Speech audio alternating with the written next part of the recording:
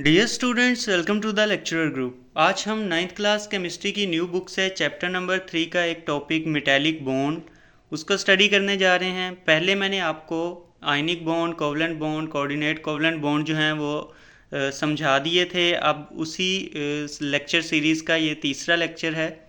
तो इसमें अगर हम देखें, हम मेटालिक बॉन्ड को समझेंगे। मेटालिक बॉन्ड को समझने से पहले हम मेटल्स की प्रॉपर्टीज़ को देखेंगे कि मेटल्स में ऐसी कौन सी प्रॉपर्टीज़ हैं, और बाद में हम उसकी बॉन्डिंग को डिस्कस करेंगे ताकि हम एक रिलेशन पैदा कर सकें उसकी प्रॉपर्टीज़ में और उसकी बॉन्डिंग में। तो मूव करते हैं नोट्स की तरफ। नोट्स फिर हम की कॉन्सेप्ट्स वगैरह नोट्स से समझेंगे, की डेफिनेशंस भी नोट्स से समझेंगे, और फिर साथ साथ बुक से भी ओवरव्यू लेते रहेंगे। जी, मेटालिक बॉन्ड को नोट से स्टडी करने से पहले मैं एक डेफिनेशन आपको रिमाइंड करवाना चाहता हूँ कि मेटल्स हम किन्हें कहते हैं। मेटल्स हम ऐसे एटम्स को कहते हैं या ऐसे एलिमेंट्स को कहते हैं जिनके अंदर एबिलिटी होती है कि वो अपना आउटर मोस्ट इलेक्ट्रॉन जो है वो लूज़ करके पॉजिटिव आयन जो हैं वो फॉर्म करते हैं। उन्हें हम क्या कहते हैं? Metals.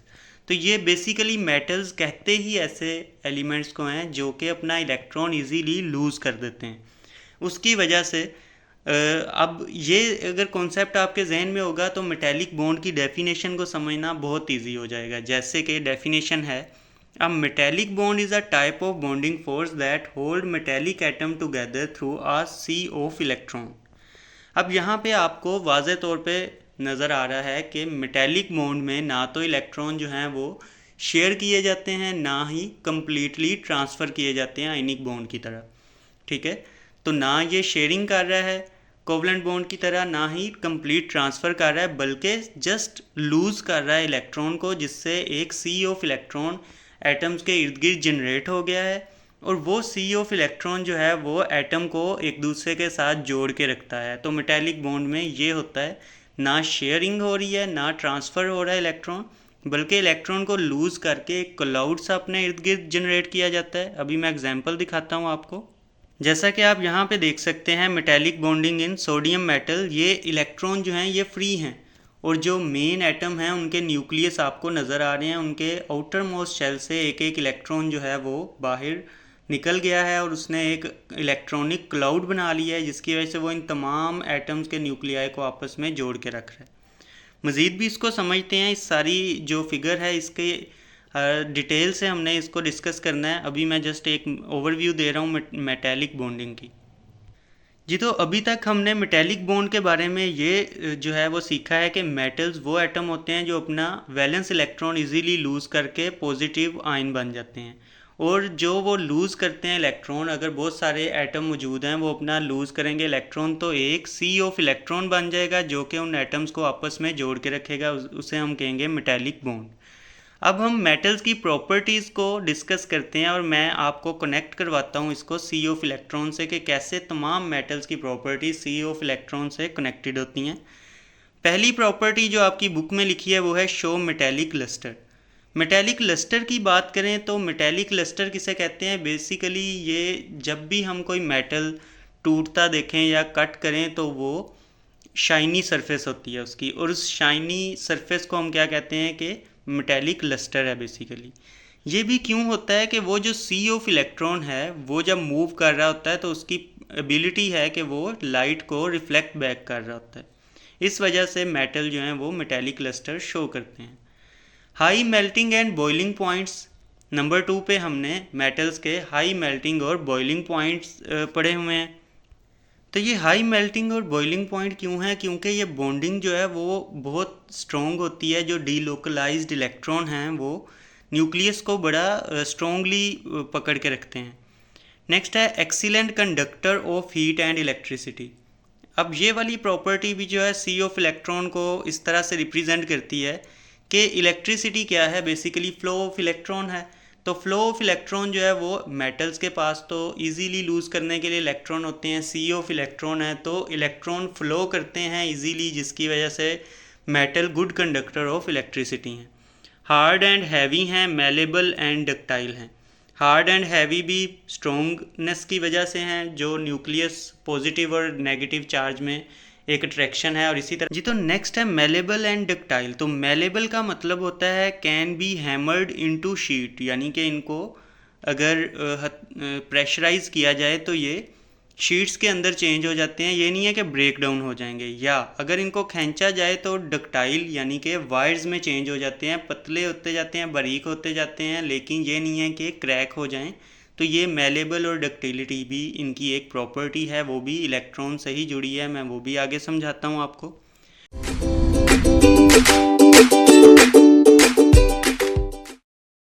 Nature of metallic bonding पे अब आएंगे। अब हमें पता चलेगा कि मेटेलिक बॉन्डिंग होती कैसे है। तो स्टडी करते हैं। Metal have low ionisation energy. Ionisation energy क्या है, इसकी डेफिनेशन मैं आपको रिमाइंड करवा देता हूँ। वो मिनिमम अमाउंट ऑफ एनर्जी जो कि किसी एटम के वैलेंस इलेक्ट्रॉन को अगर दी जाए तो वो शेल को छोड़ के बाहर एस्केप कर सकता है, उसे हम क्या कहते हैं, आयोनाइजेशन एनर्जी। तो मेटल्स के जो वैलेंस शेल के इलेक्ट्रॉन होते हैं वो ऑलरेडी बहुत ज़्यादा जो अपने लूजली बॉन्डेड होते हैं, उन्हें थोड़ी सी भी एनर्जी मिल जाए तो वो अपना जो शेल है उसे उसमें से एस्केप कर सकते हैं। तो इस वजह से हम कहते हैं कि मेटल की लो आयोनाइजेशन एनर्जी है, यानी कि मेटल को आयंस बनाने के लिए जस्ट थोड़ी सी भी एनर्जी इनके आखिरी शेल के इलेक्ट्रॉन को दे दें तो वो लीव कर जाता है शेल को, और मेटल जो है वो एक पॉजिटिव आयन में चेंज हो जाता है।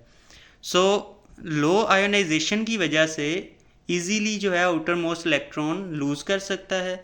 ये वाले जो आउटर इलेक्ट्रॉन लूज़ किए हैं move freely between atoms creating a sea of electron, जिसका हमने ऊपर भी जिक्र किया। Atoms are held together by collective attraction to these free moving electron.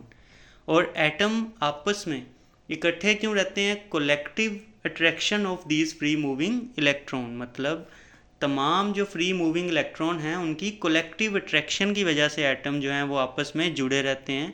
तो इस वजह से मेटल जो हैं बहुत ज़्यादा हार्ड भी होते हैं। ठीक है, अब फैक्टर जो कि मेटेलिक बॉन्ड स्ट्रेंथ को इफ़ेक्ट करते हैं वो कौन कौन से हैं, उनको हम एक बार देख लेते हैं। पॉजिटिव आयन का चार्ज, अगर तो हायर पॉजिटिव चार्ज स्ट्रेंथ है बॉन्ड्स के अंदर तो उसके अंदर जो मेटेलिक बॉन्ड है उसकी भी स्ट्रेंथ सबसे ज़्यादा होगी। इसकी एग्जांपल देख लेते हैं। मैग्नीशियम के अंदर आपको पता है पॉजिटिव चार्ज होता है और 2 का पॉजिटिव चार्ज होता है, इस वजह से इसका बॉन्ड भी क्या होता है, स्ट्रोंगर देन सोडियम जिसमें +1 चार्ज होता है। यानी कि मैग्नीशियम 2 इलेक्ट्रॉन लूज़ करके अपने ऊपर 2 उस पर पॉजिटिव चार्ज आ जाता है।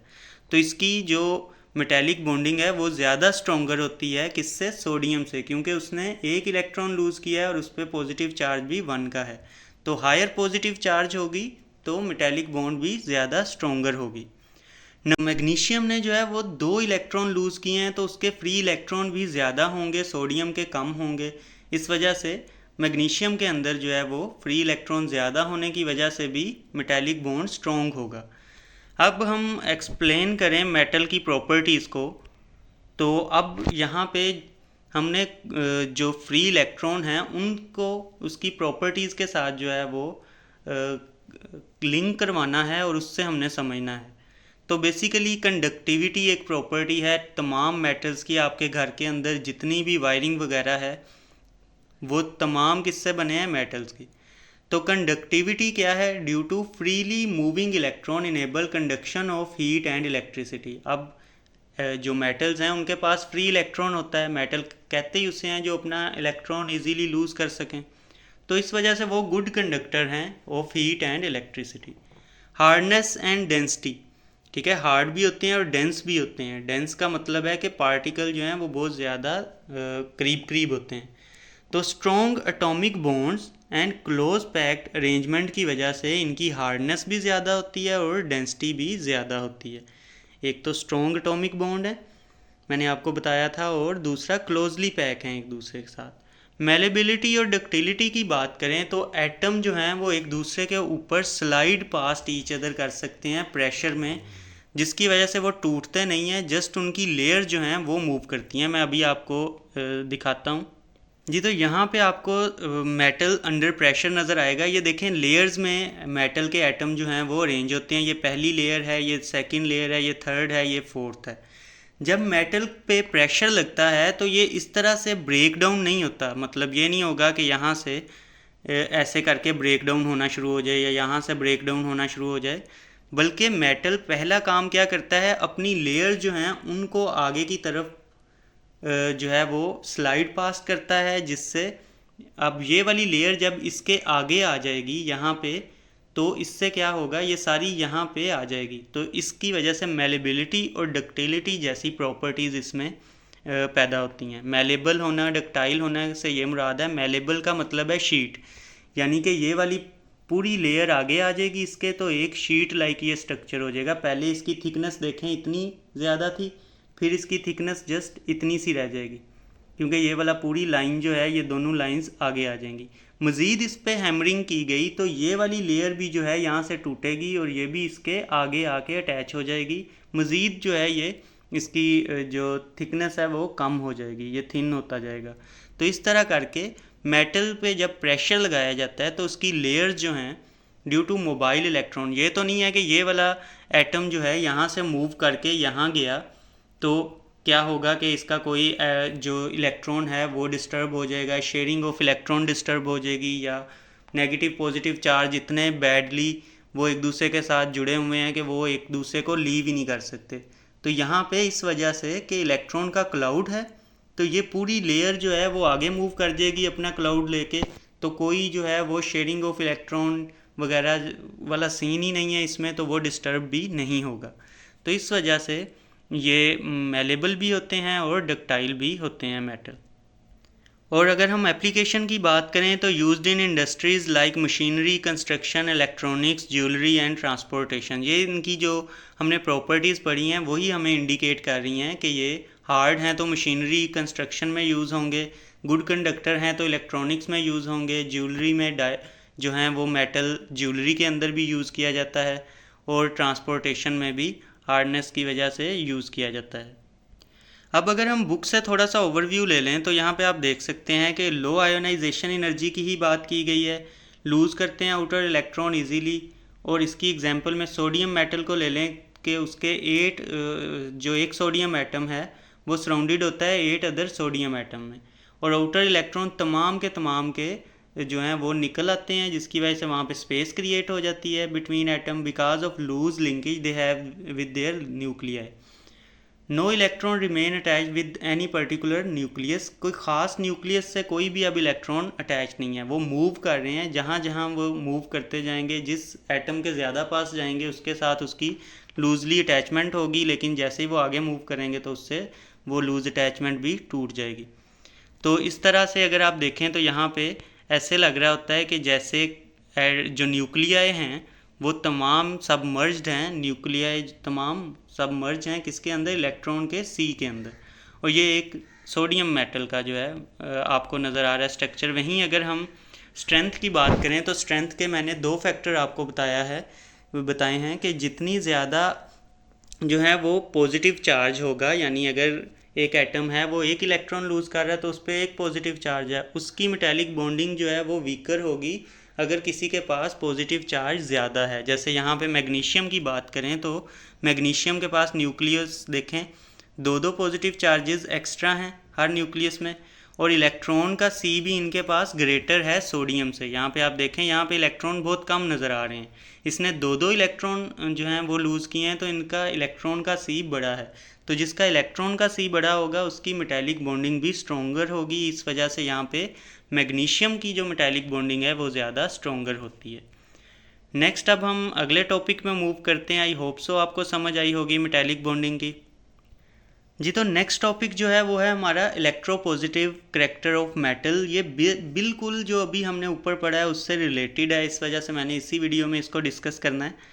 इलेक्ट्रोपॉजिटिव करैक्टर ऑफ मेटल को अगर हम देखें तो ये इलेक्ट्रोपॉजिटिव, अभी हमने बात की थी कि मेटल जो है वो अपना इलेक्ट्रॉन इजीली लूज़ कर देते हैं, क्योंकि उसका जो वैलेंस इलेक्ट्रॉन होता है, आखिरी शेल का इलेक्ट्रॉन, वो बड़ा लूजली अटैच्ड होता है एटम के साथ ड्यू टू लार्ज साइज़।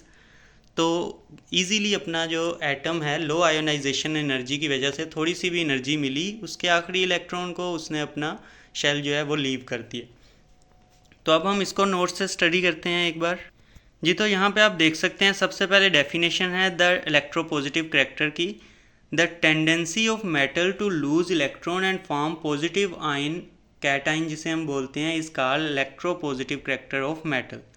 ठीक है, किसी भी मेटल की वो टेंडेंसी, ठीक है, वो ज़्यादा मेटेलिक करैक्टर किस में होगा, जिसका जो मेटल जल्दी अपना इलेक्ट्रॉन इजीली रेडीली लीव कर सकता है या लूज़ कर सकता है, उसे हम कहेंगे वो उतना अच्छा जो है वो मेटल है। बिल्कुल एसिड की आपके जहन में आ रही होगी, गुड या स्ट्रॉन्ग एसिड हम उसे के बोलते हैं जो कि अपने हाइड्रोजन आयन इजीली रिलीज़ करते हैं या ज़्यादा रिलीज़ कर पाते हैं, उन्हें हम कहते हैं वो अच्छी उनकी जो है वो एसिडिटी है।